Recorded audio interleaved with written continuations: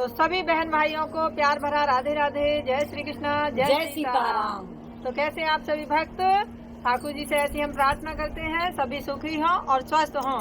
बड़ा ही प्यारा सा भजन है। एक गोपी अपनी गागर लेके जा रही है सीधा वृंदावन से मथुरा की ओर माखन बेचने के लिए, और बीच में मिल गए ठाकुर जी। तो कैसे कैसे गोपियों को परेशान करते हैं सुनते हैं इस भजन के माध्यम से। बहुत ही आनंद आने वाला है, और आनंद आए तो कमेंट बॉक्स में अपने विचार देना ना भूलें। सभी के लिए राधे राधे, जय श्री श्याम, जय सीताराम। और श्याम ऐसी बजाई मुरलिया, मेरी यमुना में बह गई गगरिया।